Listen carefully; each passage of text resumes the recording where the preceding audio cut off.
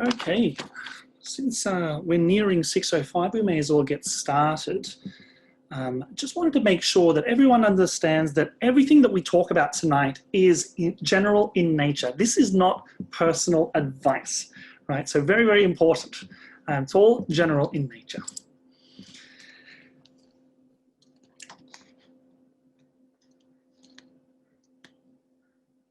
On behalf of the event organisers, i.e. the University of Queensland and the UQ Young Alumni Advisory Board, we acknowledge the traditional owners and the custodianship of the lands on which we meet today. On behalf of UQ, I pay our respects to their ancestors and their descendants who continue cultural and spiritual connections to country. We recognise their valuable contributions to Australian and global society.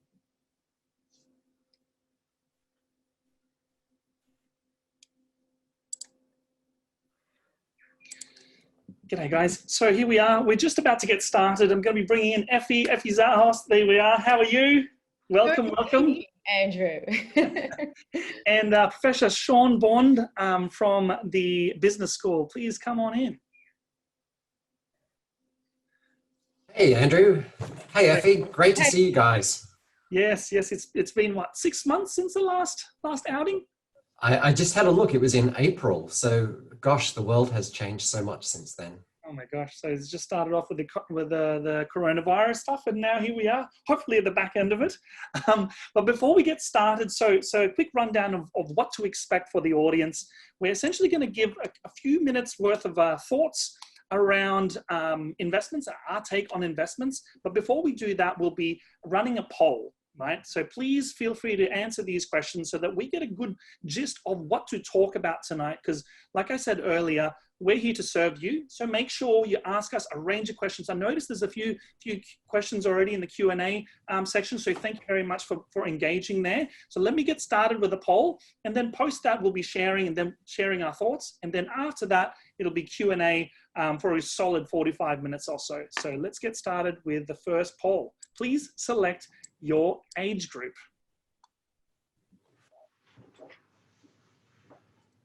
Okay.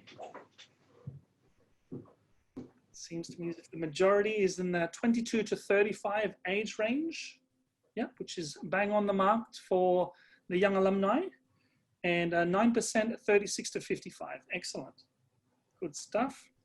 And then I'll run the second poll. Share results.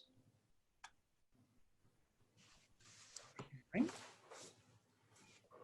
then let's go with poll number 2. What kind of investments are you currently interested in?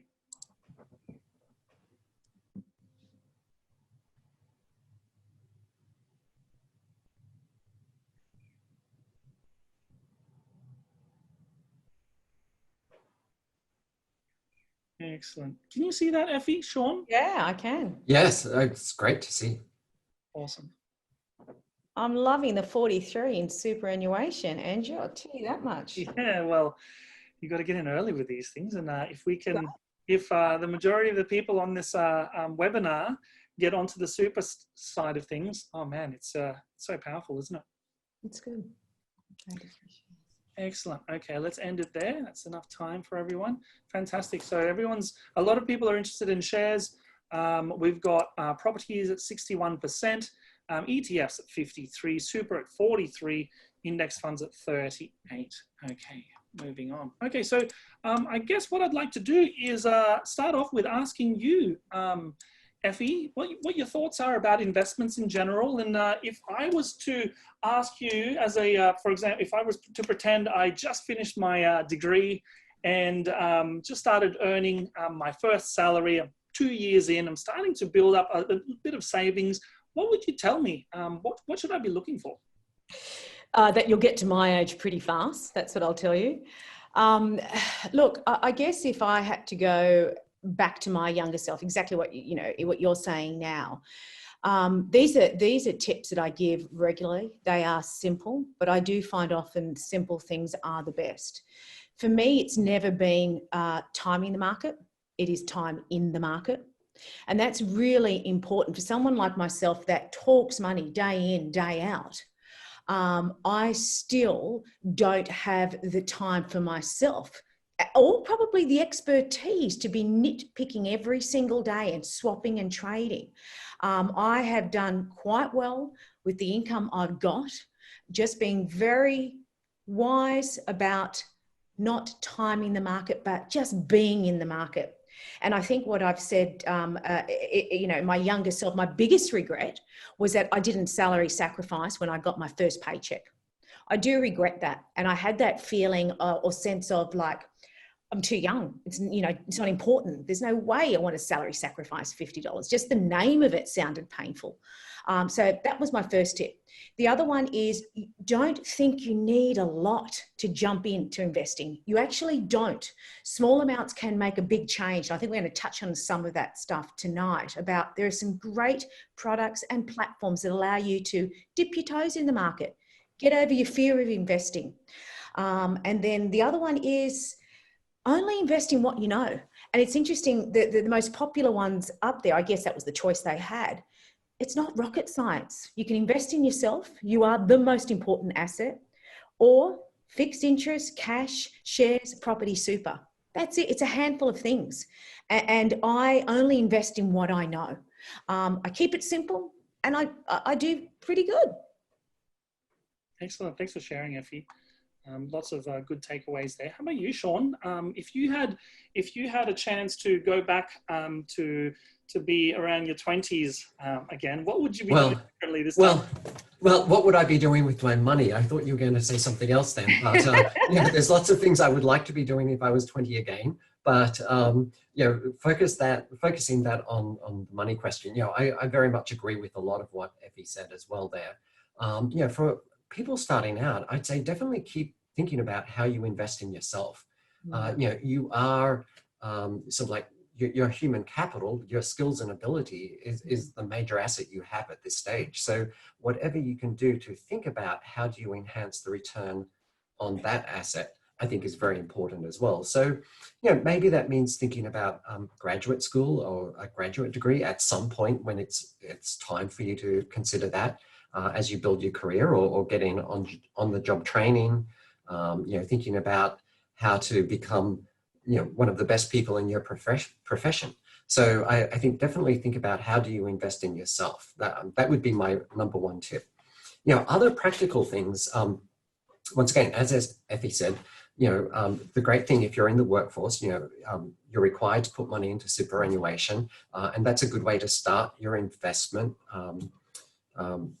career. So definitely take advantage of whatever you can, and maybe just putting in a little bit more if it makes sense. Just get into the habit of regular savings. The other thing I would say, and we might touch on some of this as we go through a bit later on, start thinking about building a little bit of a financial buffer as well. Because what you don't want to do is start living paycheck to paycheck at a young age. An expensive bill, unforeseen redundancy. We've seen the whole COVID situation, and unfortunately the COVID situation has hit young workers very hard. In fact, there's some data out from the Reserve Bank today, which shows just how uneven this recession has been. And overwhelmingly, in terms of job losses, in terms of sectors that are affected, it's the job losses have hit young people the hardest. And many of the sectors that young people are the major employees in have also been hit hardest as well. So there's this double whammy facing a lot of young people. And if anything, as I said, that kind of to me, points to the need that young people should be thinking about building a bit of a financial buffer, even if it's just working towards having $2,000 in the bank or something like that. But just try to have something or work towards building up your reserve fund for an emergency. I think that's key. And the other thing I would say is think about having a budget. I mean, budgets are boring. They're not sexy at all. But, if you can start thinking without getting crazy, without going overboard, just be thinking a little bit how you're managing your money. And you're young, you should be having fun. There's lots of things you want to do. And maybe there's a trip to Europe in your future or, some other exciting things. Definitely, life is there to enjoy, But if you put in place sort of like you start thinking about super, getting that locked in, start trying to build a bit of an emergency fund, and start thinking about how you're using your money. I think that's a great tip. You know, those are very important for young people to be thinking about. Thanks very much for sharing, Shaun. Yeah, that's huge. Lots of good stuff there. The one that I picked up on is the human capital. It's so important. You know, it's something that a lot of people tend to forget. You know, we go through university and suddenly the learning typically stops for, unfortunately, the majority of the people. But ultimately, to be competitive in the marketplace, to keep your job, to be valuable, you need to keep building on your skills, right? Whether it be you running a business or an employee, or become an entrepreneur as you kind of build your career towards, you know, going up to the executive suite kind of thing, if that's what you're into. It's all about learning. If you're not learning, you're essentially not progressing. So that's a massive point that Shaun brought up that tends to get forgotten. The problem we have is there's so many distractions like Netflix and all sorts of stuff that we can do, and we take it one step too far. So if we can sort of carve out a few hours on a day-to-day basis and focus on that growth and focus on getting better, it'll make our lives a hell of a lot easier. So I got a few notes here, and I thought to sort of kick things off as an investor, we're all investors here, right? Everyone's got a superannuation. Anyone who's worked in the past has got a superannuation fund. Therefore, we're all investors. So what we need to do is take a step back and consider starting with the end in mind, right? So what is the ideal lifestyle? What are you trying to achieve in terms of goals for financially, right? And I always start off with income goals and capital goals because they're actually intertwined. Right, so as an investor, you build up your capital so that it can produce an income for you, so that you can pull a lever, so you can go part-time or take yourself away from that particular job, move on and follow your passions, essentially, right? So that's the game that we're playing here. So there's the income goal and there's the capital goal. So you could ask yourself, well, how much income do you actually need, right? So I like to set a goal, a stretch goal, and a bit of a scary goal. So the initial goal that you'd want to set yourself is how do you replace your expenses, i.e. your minimum viable lifestyle, right? So if you can pull everything back, your survive number, right? Whether it be 50% of your salary or 40% or 60% of your salary, whatever that number is, you've got that goal as an initial goal to hit as an income. And then you multiply that up by 20 or 25, and then suddenly you've got your capital goal. Right? So this is the end point. So if you start with the end in mind, it makes it easier to sacrifice on the front end, right? And understanding there's a timeline associated with that. And obviously superannuation and investing outside of super fits within that particular timeline, right? And you're gonna ask yourself, well, how do you get there faster? There are 3 key things that every investor needs to consider, right? What are they? Saving more. Year in, year out, right? If you can produce a surplus, i.e. the budget that Shaun alluded to earlier, you'll be in a position to start investing, right? Build yourself that buffer, right? Start investing the surplus and actually build that up so that you can work out a strategy to do the second thing, which is lower your taxes, right? If you can be strategic about that, it starts to kind of grow and the momentum starts to build. The third and final thing is to invest better. Right? So if you put your cash into a bank account, unfortunately, with taxes and inflation, you're going to be going backwards. So you're actually forced to invest if you want your money to grow to hit your capital and your income goals, right? So those are the 3 key things that we must do. Save more, lower our taxes, invest better for the long haul, and constantly look at what we've done rather than what everyone else has done, right? Because it's not about a race against everyone else. It's a race against ourselves, right? So have a look at what you've done last year. Ask yourself, how can I optimize for a better outcome with those 3 categories, right? Understand this thing called the rule of 72, right? If you look at an investment return, right, what you want to do is you want to double your net asset position. And the rule of 72 allows you to go ahead and do that, to work out some maths associated with it. Now, if you can average, let's hypothetically say 7.2% return on investment or growth on your net asset position, right? What you do is you go 72 divided by 7.2 equals 10. See what I did there? Made my life a little bit easier with the maths. It'll take you 10 years to double your net asset position, right? So back to starting with the end in mind, You got your income goal and your capital goal, right? You start where you are today. And the idea here is you want to find out how many times you need to double your net asset position to get to the back end of your investment career, right? A lot of people never get there because they can't even set a goal to begin with. So what I'd love for you to do is actually consider what kind of income and capital goal would you like in the future, right? Start setting a goal, and it makes it a little bit easier to actually make the sacrifices today. So without further ado, let's get started with the first question. And Effie, first question from Marina. Should I look for shares that are higher risk while I'm younger and have no dependents? Let's just throw that in there straight away. What are your thoughts? Burn it all, okay? No. Higher risk. Okay, so when you look at the spectrum of returns, risk equals reward. And the idea is the higher the risk, supposedly the higher the reward. May actually not get anything as well. I think what you need to do is not jump into something as, is this really risky? I'm going to invest in it no matter what. You still need to do your due diligence. You still need to research. If you are picking shares, it's some common sense really applies too when you look at it. What sets this company apart? What does this company do? What are its competitors? What are its threats? What's happening at the economy at the moment that could make it be really well? So when you look at, stocks like, say, CSL, we've got an aging population. It seems to be a no-brainer. Has it got other competitors? It could be there. You look at other things like Transurban, did extremely well. No one expected a pandemic. No one expected some of their revenue to fall down with tolls. I mean, it's since recovered by there, but it actually did fall down quite a bit during the peak of pandemic. You've got to jump into shares like any other investment. I mean, would you lend, 20,000 to a friend? You'd make an assessment. What do you want it for? What is this friend of mine? Who are they? How are they going to repay it? So the same goes when you invest in shares. And there's a lot of indicators that you need to look at as well that can help you to see the health of a company. So for me, just to say, jump into something because it's risky, doesn't necessarily mean you're actually going to get a higher return. It still requires a lot of research if you are going to buy into an individual stock. Cool. Awesome.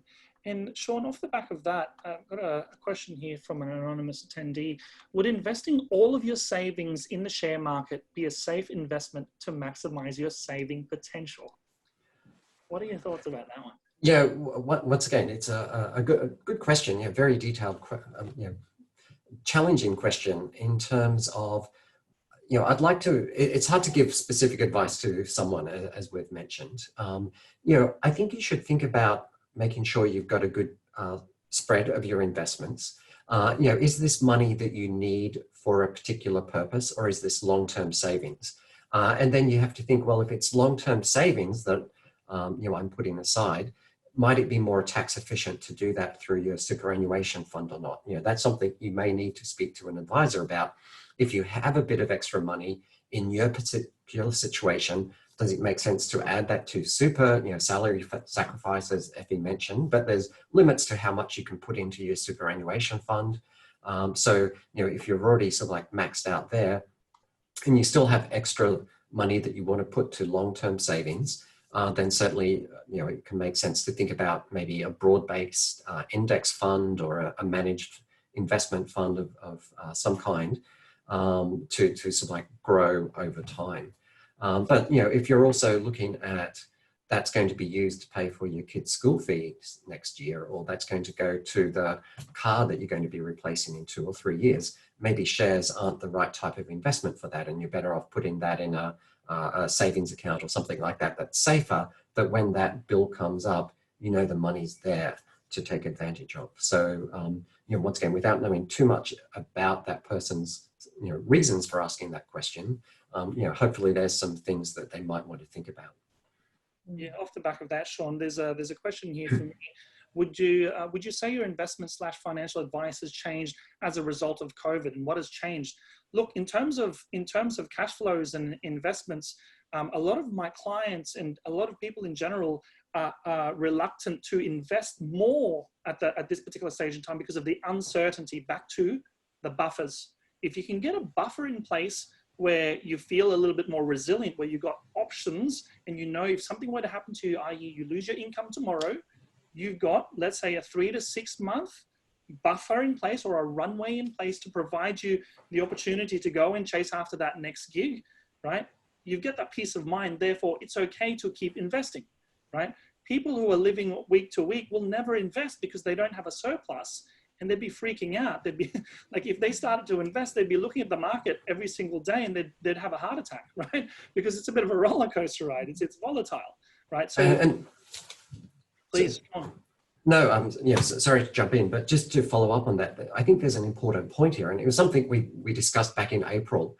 If there's one lesson from the COVID crisis, and I think there's many lessons for investors from the COVID crisis, we should be thinking, all of us should be thinking about, well, what current asset allocation do we have? So what's our spread? What type of funds are we currently invested in? How did we feel when the market went down 40%? Because I certainly, I had family members who sold everything, sold out of the share market at the bottom, and then they missed out on the subsequent growth. And, that was an example of maybe people being in investments where they didn't fully appreciate the risk. And that comes back to the question that Effie asked as well. So I think, all investors should think back to, how did you behave during the COVID crisis? Did you panic and go to sell, or did you feel sick? Or did you think, okay, well, maybe I'll buy some more shares because they're really cheap? And that starts to give you a more honest assessment of your risk profile. Can you really handle higher risk investments, or do you need to dial back on the risk a little bit by changing the mix of how much you invest in equities or stocks relative to, say, safer bond funds or government debt funds? And Shaun, that's actually a good point. I mean, if I can just add in too, Andrew, here, that I think for a lot of people, if you're listening and you haven't invested, just have a look at your super statements that are coming through right now, because that is a form of investment. And I think in April, we did speak a little bit about this. And there was a lot of panic, a lot of fear, a lot of people saying, I'm going to jump out of my asset class that I'm in, whether that was growth, because a lot of attendees were also in that age bracket that we're talking to today. I'm in a higher risk factor, I'm going to get out and jump in. If you open your super statement now, you'll probably find, if you are in a balanced fund, I mean, I had a good look at mine yesterday. I did a segment on this on today's show this morning, and found that the average balance fund on my super statement, it has a benchmark. They're actually quite easy to read these days, believe it or not. Visually attractive. I actually enjoy reading my super statements. It had a benchmark showing, okay, the benchmark was a negative 8.2%. My fund returned actually a positive 0.52%. It was negative 0.82, and just goes to show that during that period of February, March, April, it just dived down. And then now looking at my balance, it's so much healthier. And then when you look at its 5-year and 10-year return, you get to see the picture. I mean, time is wonderful, of course. It wouldn't have been good if I had to draw that money at that time. I didn't, fortunately. But a good example of what Shaun was saying about, don't panic and consider the options. And your super statement would really show that right now. Yeah, absolutely. And Effie, I've got a question for you about FIRE, Financial Independence Retire Early. Yes. What's your opinion on this movement? And do you think it's a legitimate and safe way to support yourself in your financial future? Look, they are one dedicated budget people. I tell you what, I can't beat them. Dedication. So what is it, and what are they trying to achieve, Effie? Yeah, they're trying to achieve financial independence at a very early age. Doesn't necessarily mean they want to stop working either. I think when I first came across it, my perception was, what, they want to retire at 30? What are you going to do at 30? It's not about that. It's a competitive sport for some of them. Look, for me, it's all about balance. So I'm in it for probably a longer journey, and I'm quite happy with that. For me, it's more balance, but it's a legit, and there's lots of podcasts and websites that you can follow and see their plans and so on. I definitely can't knock it at all. Hats off to them, sacrificing a bit now to get that gain later on. Yeah, each to their own. So a little bit about the FIRE movement. Some of these people are actually saving about 50 to 60 to 70% of their take-home income, right? Back to what's the end point, right? To save enough capital to invest in reasonably conservative investments, right? To get them 4% per annum to replace their minimum viable lifestyle. That's pretty much the game that they're playing. And that's the game that we're all playing, right? So in the meantime, Effie mentioned the key thing is you got to find that balance, right? It's a word that gets thrown around a lot, but unfortunately, it's just the way it is. Like you can't, like what I tell my clients all the time, it's always a balancing act between investments and lifestyle. If every single decision you make is about lifestyle, your investments typically suffer, right? And if everything, i.e. FIRE, if they're saving 80% of their income and living off mee goreng and that kind of stuff, I've been guilty of that in the past, right? And they're investing everything, obviously lifestyle takes a hit, right? So you got to ask yourself, well, what is it for you? And everyone's got a different answer to that. So and that lifestyle, it's like I was saying, I have dragged mine out more so, but the advantage with FIRE, if you can save that amount, as you were saying, Andrew, like I have met and interviewed some of these people, I remember one where cupboard was open. There was literally 5 shirts in there. That's all I need. Monday to Friday, I don't need any more. When they actually fall apart, I'll buy another one, a lot. The advantage is that compound interest works earlier, doesn't it? And it builds that passive income a lot faster. So it's probably less paying, but it's at the stage of our lives that we want to have so much freedom and choice, so to speak. But then there comes to a point where it does tip over, and I can see the advantage of all that discipline come through. But it's balance. Yes, without a doubt. Shaun, I've got a question for you. It's an interesting one by Cade. I've been given some advice that it's best to look at the absolute value of both debt and assets. Sometimes it might be more strategic to pay down debt, i.e. credit cards with high interest rate, or to invest in the share market rather than paying off debt, mortgage debt. Is this something the panelists can talk about? Great question. And, once again, just my comments are very general, but absolutely. And, this is how businesses work. When BHP wants to build a new mine, it doesn't save up the money and pay for that mine in cash. It often uses a mix of debt and equity. For most of us, when it comes to buying a house, we do think about using a mortgage because the rate of return on real estate has generally been well in excess of the cost of borrowing money. So in terms of thinking about the positive effect associated with borrowing in that case, that can make a lot of sense.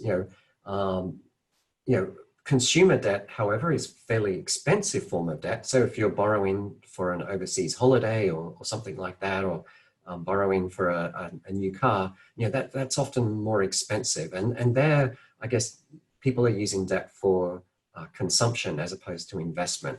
And there you have to think, well, is that justified? And, in some cases, if you need to get to work, your job requires a car, and maybe if you don't have the funds at the moment, maybe you do have to borrow money to buy a car in order to get to work to fulfill your job. So, once again, I know lots of people use debt for lots of different reasons, but I think the person who asked the question was really quite smart in thinking, well, for each of us, we can think about all our assets as well as our liability. So, something I've found just in my own personal financial planning is I try to do a balance sheet, just like a company does. And I list out all my assets and I list out all the debt I own, because it's okay, all well and good to look in your at your super fund and say, oh, I've got a nice balance, but then you've got a fairly large mortgage as well. So when you look at your assets minus your liabilities, maybe your overall net position isn't as good as it should be. So I think absolutely, start, for people out there, and general advice might be to, think of yourself a little bit like a company in terms of, where are you investing, and then how are you going to fund those investments? If it's something like a house, it's very common. I mean, you don't have to use a mortgage to buy a house. Some people do save up, and particularly if you live in a rural area, maybe that's a little bit more feasible. But in some cases, once again, maybe if you do have a lot of savings, you may want to keep some of that in the share market and take a little bit bigger mortgage, because once again, particularly in the current environment, the cost of debt is fairly low. So I do think it makes sense to think about, well, where are you investing? What's the rate of return on those investments? And if you are using debt, what's the cost of debt? Anything to add, Effie, before I chime in? Yeah, great point with regards to doing a balance sheet. I thought that was brilliant. I would say when you're looking at that debt situation, you've got to get that monkey off your back. But first, before you go there, I'm really enjoying more of the behavioral economics as to why did you get there in the first place. So kind of address that too. You've got this thing called like a payday life cycle. You get paid, you feel loaded, you're rich, your mind's going, this is great, I'm in a great position, I'm going out to dinner. Then you start realizing, oh no, I've got some debts, I better pay that. Now my pay's not that good, but I want to buy that, you buy that, and then you go, oh, I've got to wait for payday. So that payday life cycle, just try and understand why you are in debt if you have got bad debt. Then work out some strategies. You've got to get that monkey off your back before you invest. And the reason I say that is that bad debt normally does come with high interest, as Shaun was saying. So do a snowball method or an avalanche method. The idea here is either pick something that start paying off your debts that are small, because that may be a win for you. I paid off my $1,000 credit card and I'll now focus on the big ones. And if you are focusing on a particular debt, set everything on your minimum repayments and then knock that one off pretty fast. There's lots of different ways to manage your debt, to get rid of it. Again, you've got to be disciplined. Then when you come into your investing, whether you go that way, you've got to, as you're saying, Shaun, too, general advice here, I'm not a financial advisor, but you have to look at, can I get a better return? So a lot of you will be coming out of uni with the HEX help debt. So do you pay that off? Well, at the moment now, you don't do it to a threshold, I think, and correct me if I'm wrong, Andrews, I think it's around 56,000 or something like that. Yep. It's indexed at inflation on the 1st of June at 1.8. That's for now. It hasn't come out, the new number for 2021. So what you're trying to say, if you're going to pay that debt off, you're going to say, then I can't get a better return than that. If you can get a better return, you leave that there. It's the cheapest debt you'll ever get. There's no interest. It's still being indexed. So then you look for somewhere else. So the same goes, if you've got a home loan, do I invest in the share market? Or if I've got a help debt, do I invest in the share market? Well, your help debt's at 1.8. Can you get a better return out there? And will you be taxed on that? So you've got to get some advice, because all that's got to come into it as well. If you can't, then you're better off paying it off. You would not be saving in an online saver, because that's only at 2%. You're not going to get a lot, then you get taxed on that. So you just got to play with some sums and get some expert advice. But there are definitely merits. A great question where it may pay to juggle a home loan or juggle your help debt while you're investing in the share market is quite possible. Andrew, I'm sure. And once again, I think sometimes it's perfectly valid to think about what makes you most comfortable, what helps you sleep at night. So yes, you can do the sort of like the detailed financial analysis to 2 decimal places on a spreadsheet in terms of, does this make sense? And that's great. That's what we teach our MBA students. But at the end of the day, if you sleep better knowing that you're paying your mortgage off, or you're going to have your mortgage paid off by the time you retire, that can be worth a lot to you as well. And that shouldn't be underestimated.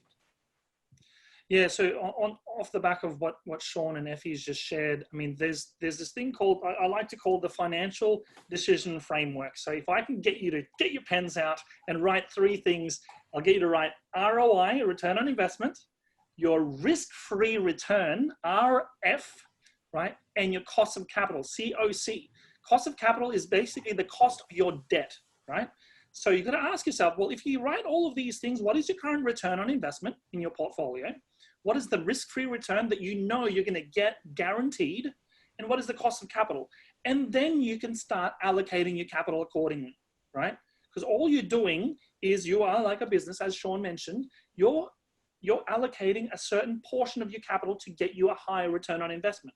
If your return on investment is lower than your cost of capital, i.e. if you've got a credit card debt of $22,000 at 22%, I'm inclined to think, well, it's going to be hard as an investor, not impossible, but very difficult to consistently get 22%. So it's best to put your surplus money towards a high cost of capital. Now, back to Cade's question. If you've got a mortgage at 2.2 or 1.9%, let's hypothetically say, right, the question that you've got to ask yourself is, as an investor, what kind of return on investment can you get from that extra $10,000 per year that you can save, right? Is it higher than the cost of capital of 1.9 plus tax? Don't forget that, right? So essentially, is it higher than 2.5%? And if it is, maybe it's worthwhile having a look at it, right? Or maybe spread it out across both. Back to passing the sleep test, as Shaun alluded to earlier. If you're freaking out about certain things, you're not passing the sleep test. If you're losing any sleep whatsoever, you shouldn't be doing it, right? So ultimately, it's back to that financial decision framework, right? If your return on investment's higher than the cost of capital, it's worthwhile having a look. And then it's about comfort levels, right, as an investor. And then you just diversify across, see what options you have in front of you, and then make consistent decisions with the money that you're saving, right? What underpins all of this is a solid cash flow management system where you're at a surplus on a month-to-month basis. Because if you're not at a surplus, you're going nowhere financially, right? You're literally relying on your superannuation at the back end of your investment career, yeah? So the underlying asset is key when it comes to this financial decision making framework. Very, very important. Got a question for you, Effie. We had one of the audience members asked about salary sacrifice. So when you say that you recommend salary sacrificing, do you recommend salary sacrificing superannuation or something else? I know my employer allows salary sacrificing for a car, but I didn't consider this to be a good investment and haven't taken this option. Okay, so I was talking at that stage about salary sacrificing into your super. And the reason being there is that the tax perks. At this moment, I still believe that super is probably one of the best wealth creation strategies for most Aussies. Be interesting to see when the retirement income review paper comes out, which is basically, I believe the government is still sitting on that, and they're looking at the three pillars, basically. How does your super talk to the pension, and how does that talk to your investments outside? I think that's going to be very interesting. We also saw in the budget some changes to super as well. Some of them was great, the fact that when you change jobs, it's going to stick with you. Yet to see, I'd like to see some more details on how they're going to rank this. I know it's net of fees. The argument is that they're going to peg it to indices, which could make the industry a lot more passive. So there's going to be some changes happening in the super industry. So long as the key elements stay intact, I like it. So the salary sacrificing I was talking about there was your employer at the moment puts 9.5. At the moment, it's legislated that is going to increase to eventually 12%. I believe the government's going to be talking about that in January, whether it goes. There's pros and cons. Should we be doing this? Is it stopping businesses from giving you a wage rise? Personally, I'd like the SG contribution to go up to 10 because I don't think I'm going to get a pay rise, to be honest. So I might as well get it some way or another. That's just my personal opinion. The maximum amount, and the reason the tax perks there, it's actually at 15%. So it comes out of your pre-tax dollars and you go straight into your super fund, to generalise, and you're only taxed 15% as opposed to your marginal tax rate. So that's the beauty about it. And you have that tax concession up to $25,000 for the financial year. And that includes your boss's payments as well. So the 9.5 and what you put in. Take care. Super funds have got some great calculators. Have a look and play around with those.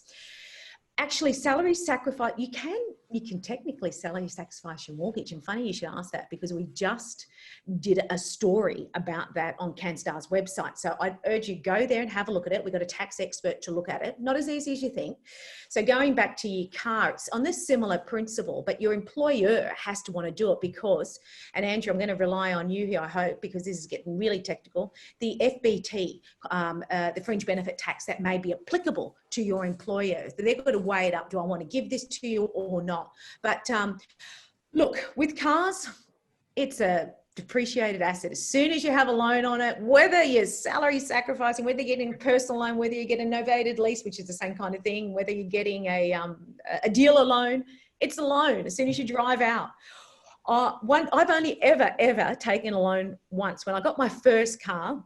And I paid that loan. I've got a personal loan. Mum and Dad didn't help me. So kids, if you're listening, they're not, but if you're listening, you're not getting a car off me.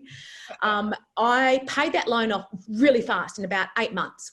I've never taken a personal loan out again. I have saved for my money on a car because I can't think of a faster way to lose some money. And the unfortunate thing with this car industry in the sense with these balloon payments. It's a situation where you've made your repayment, you've got a balloon, you don't want to pay it. This is a big sum after 3 years of payment. And they do that because your interest rate can be lower. You're then back in that circle again. So you are forever paying these 4 wheels off. And as soon as you drive out of a car, it's gone. If you can pay cash, save for it, go for it. But I do understand you can't always do it. So talk to a tax expert, speak to your employer, but it is quite possible. And then, get onto the CanStar website and just have a look at some of those articles on salary sacrificing. Good rule of thumb, guys, if you're investing and if you're using debt to invest in anything, you got to look at the underlying asset. And if it's appreciating in value, it's worth having a look at it. If it's depreciating in value, it is bad debt and I'd stay away from it, right? So I understand that memories appreciate in value, but not in your balance sheet, not in your financials. So you can't get debt and go on a holiday if you're looking at it from a financially prudent perspective, right? So because it appreciates in your head, but it depreciates in the balance sheet. So you need to keep that into consideration when investing and when making these capital decisions, right? Very important. Now, Shaun, obviously you're part of the University of Queensland. There was a question around salary sacrifice when someone's already getting 17%. What are your thoughts around that? Yeah, I'm maybe not the best person to ask here because, as you guys know, I only recently returned to Australia. So if anything, I know much more about the US rules around you putting money into your 401k and things like that than I do in Australia. I haven't got my head around all those details. So I feel like I might not be the best person to ask. Let me take over just a little bit. Back to what Effie was mentioning, there's up to a $25,000 concessional contribution cap, like pre-tax dollars, right? So the key thing that every investor in this room has to realize is if you can squirrel that money away, and really the caveat is you can't touch it until you reach your 60s, right? That's the big negative about it. But if you can squirrel away a small portion, you're literally getting the difference between your marginal tax rate and 15%. So let me break that down for you. That's a 17% risk-free return on your investment just by plonk it into your super, right? If you're at 32 cents on the dollar at your marginal tax rate. If you're at 37, it's around that 22% mark, right? Tax that you're saving. And if you're at 45, if you're lucky enough to have a bit of a buffer that you can put in there, you're literally getting 30% return on investment risk-free, right? So if you're comfortable with holding out until you reach your 60s, right? Depends on the timeline, time frames and surpluses, right? Maybe it's worthwhile because $1,000 I did some maths for you guys earlier today. And if you're aiming to hit $1 million, right? There are three scenarios. If you've got a 30-year timeline, right? And if you started investing for 10 years, and if you saved approximately $15,000, right? And got an 8% return on investment and stopped saving and stopped investing and just kept investing the surplus, the funds that you would have had, over that 30-year period, you'll be a millionaire. Now, if you didn't invest for the first 10 years, first 13 years, you would need to double that 15,000 up to 30,000 to become a millionaire over the next 17 years. If you didn't invest for that, approximately 17 years, right? You would need to save 3 times that amount to get to the $1 million mark. So my point that I'm trying to make here is the earlier you invest, the better it's going to be, right? So if you can put away $1,000 into your super on a year-to-year basis, you are doing so well because you're getting that marginal tax rate, the difference between marginal tax rate and your 15%. That's a risk-free return. Plus, you're only getting taxed 15 cents on the dollar in super, right? So it's a very, as Effie mentioned, it's the most powerful entity to invest in, right? But there's a bunch of rules associated with it, and you just got to make sure you stay within those boundaries and know the game, right? Question for you, Effie. Any apps for savings and investing, micro investing potentially? If you're starting off with a smaller amount of cash, what would you send our audience members to if they were to look at saving? Yeah, the big myth is that you need to have a lot of money to make money. Makes it a hell of a lot easier, that's for sure. but it's not impossible, and it's not supposed to start that way. I mean, you can invest with small amounts. And there's lots of platforms now to have a look, and like I said before, dip your toes into. So if you are wanting to look into, say, exchange traded funds, and I know there's a lot of questions around there, you can actually do that with rounding up your change. You can do it with small deposits. Some of them I'd like you to have a look at are Raise, that used to be Acorns. You've got ComSec Pocket, which is another one. My tip with any of these are check the fees. Now, the fees make a big impact if your deposit is small. So if you're going to have a really low balance with only $1,000 in there, and you're not going to push that up any further, then that annual fee is going to be quite high. And if I've got those fees here for you, it depends on which one you're looking at. So Raise charges a flat fee of $2.50 a month. That adds up to $30 annually. If your investment grows over, it might not sound a lot, but on a small deposit, it does. Look, I put my kids in contact with this to try and get them excited about investing in exchange traded funds. I think this is a great way to learn. And look, she's a uni student, so she doesn't have a lot of cash. She's got a part-time job, and it rounds up her spending. I've never seen someone become so excited about looking at her dividends, looking at the graph and her dollars going up. And now I think she's ready for the next level, maybe to take some of that money out and go directly into an exchange traded fund. And there's a lot out there. There's a lot that you can look at and see the returns. In fact, I think I've got a few here. Again, I'm moving away from, and Andrew, I'll get you to jump in about the pros and cons, obviously, because when you're investing in exchange traded funds, you do pay a brokerage fee if you're going to go directly into them. So there's no point drip feeding, $100 in, say, a VanEck or a Vanguard. You've really got to save some money in an online saver, then move it over there in a bit more bulk. So there's some performers there just to give you an idea where you may want to look. These are names you've probably heard of before. Vanguard Investments, the biggest fund managers, ETFs out there. You can see on that graph, if you look a little bit over the other side, you'll see there these are the returns over the last 5 years. So VanEck, you can see there at 14.53. Of course, do realize that past performance is no indication of future performance. Do your own research here. But you're looking at, you're not going to get this in a term deposit. You're not going to get this in an online saver. We've got news today that the RBA, I think Shaun mentioned this, that, RBA, some notes came out that they're considering we may see another rate cut. So if anything, interest rates on saving accounts are going to be really low. The good thing is a lot of you have time on your side. So have a look at some of these names. My tip here is to then go and research more about it. Get onto moneysmart.gov.au, a great website to give you the basics. An ETF essentially tracks an index. And I'll let Andrew go more into that. But going back into those small deposits, so we had Raise, which was Acorns, we had the ComSec Pockets. You can also get into property as well through BrickX.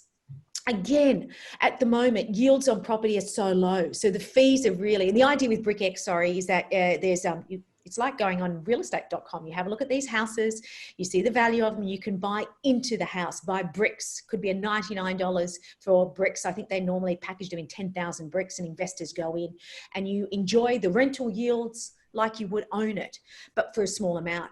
The fees, again, have a look at the fees and have a look at your investment and what impact it has.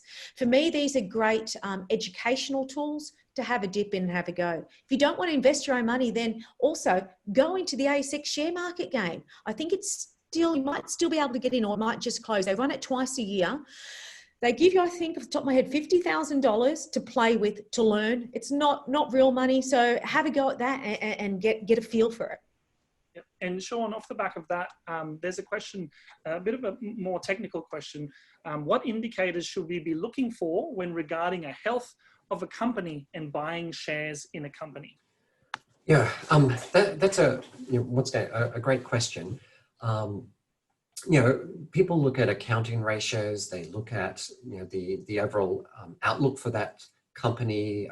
What sector is that company in? what are the analysts' forecasts saying about future earnings for those companies? What's the debt level of the company? And then maybe you look at measures like the price earnings ratio to give you a sense of the growth prospects and how expensive that company is. And you might compare that to the PE ratio of other companies in that sector. So there's a few different metrics you might want to think about if you're researching a company. And I encourage, what's going on. I'm really impressed by this audience because we've had some fabulous questions, and it's a shame we're not going to be able to answer all of them, but there's so much interest out there. So I encourage all of you, and if there's a particular company that you're maybe excited about or that you've heard about in the media, you can go to the website and download the annual report.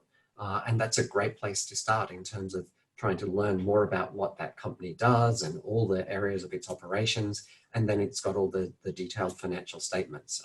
It's too much to list in terms of every ratio an analyst would look at. But I'm sure sort of like, there's a lot of general information out there that would help get you started on some of the basic ratios you might like to consider. As well as I said, and our general advice for a lot of people is also thinking about if you do want to enter the stock market, yes, you can think about buying a company's shares, and that's perfectly valid. But for a lot of people, they like to get their first investments done through some kind of broad-based index fund or sort of like a mutual fund that gives you exposure to lots of different companies. So you're not sort of like focused on which company is going to do better than which other company. Yeah, one of the risks that I find with a lot of folks is they tend to see investing as gambling, right? And they're trying to get a quick win. Back to what Effie said, time in the market rather than timing the market. And far too many people are trying to make it big. They get a good result once and then suddenly it's an expectation. That's the baseline. So what happens is they take more and more and more risk. And yes, sometimes it'll pay off, but a lot of times it won't. And if you put yourself in a position where you can lose the game completely and get out of the game, you can really put yourself back 5-10 years if you're not careful, right? So you just have to be extra careful and come more to these kinds of events, webinars and the like, to make sure that you understand what you're getting into.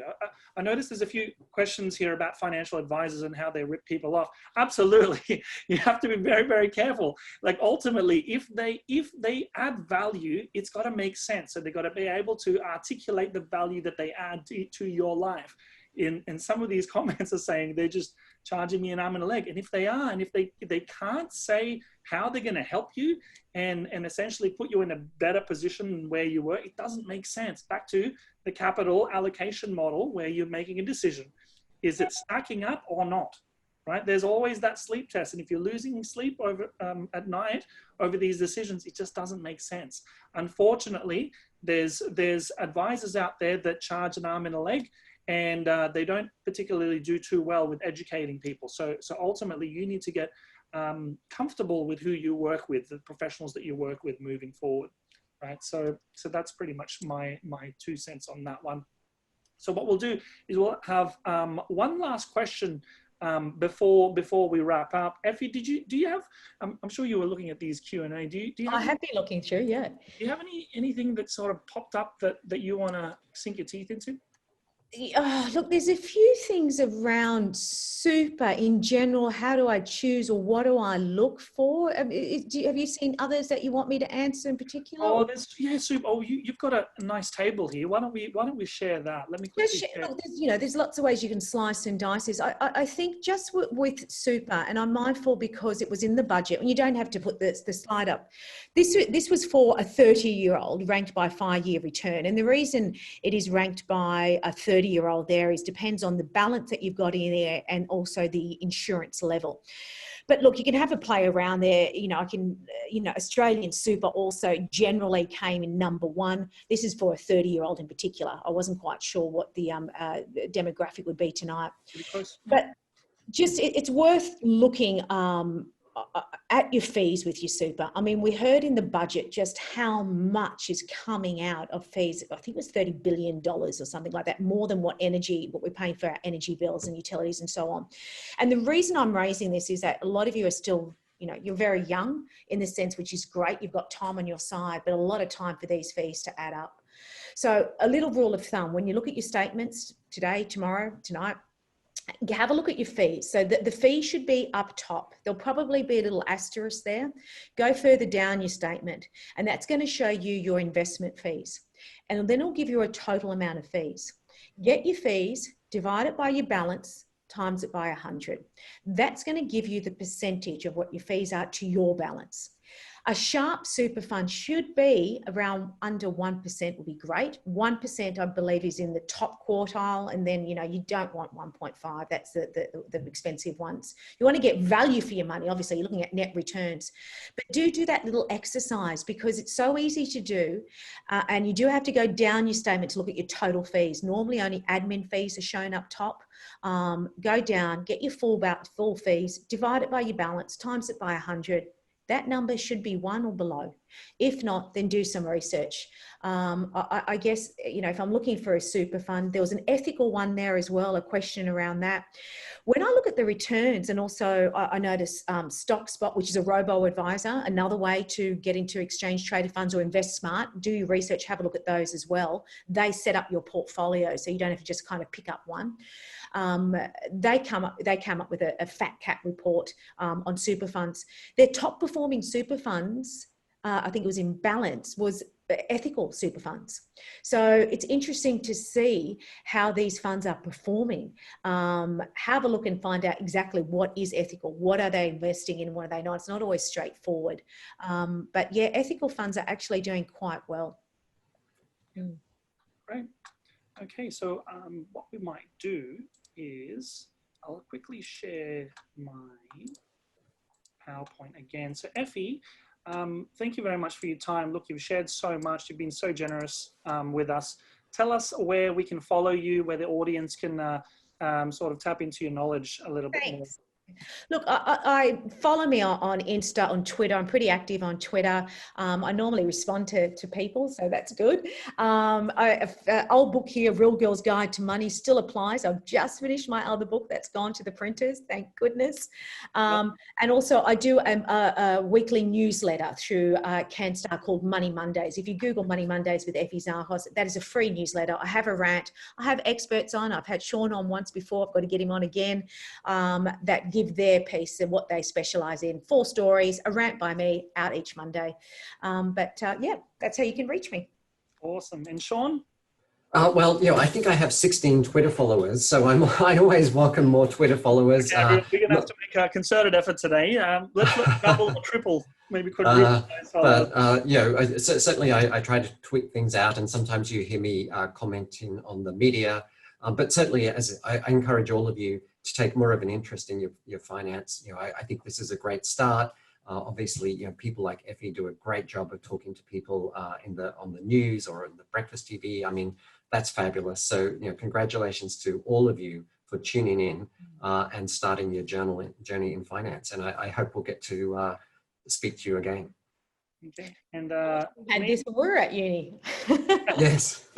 And if you guys want to join in another webinar, so I'll be talking about how to build generational wealth confidently in as little as 4 easy steps. So that's happening next Thursday. So feel free to go on to www.getfinancefit.com.au/webinar.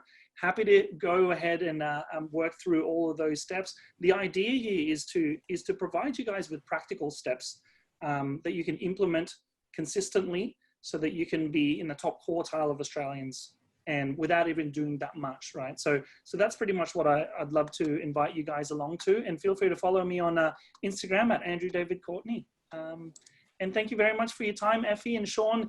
It's been great working with you this year. Hopefully we can do this again next year. Fingers crossed you guys can come back and share more of your knowledge. We really, really appreciate it. We've had a ton of attendees and lots of good feedback. So we're very, very thankful for your time. Thank you, Andrew. Thank you, Andrew. Thanks, Effie. Thank you, Shaun, too. All the best to everyone, and Melburnians, I hope you get out of lockdown soon. Fingers crossed. Yes, and there is a 2-minute survey for all the attendees. So please feel free to answer those. We ultimately want to make this thing better for you on a year-to-year basis. If we can help you guys achieve closer to financial freedom or save you 5-10 years, I think we're doing a hell of a job here. So thank you very much for all of your feedback. We're trying to get better as a community. and we welcome everyone along. And thank you very much, Izzy, and the UQ Young Alumni community for organizing these things. It's fantastic to be part of this community, and looking forward to what's happening in 2021. Thanks very much. Okay, Recordings bye. of the podcast will be shared next week.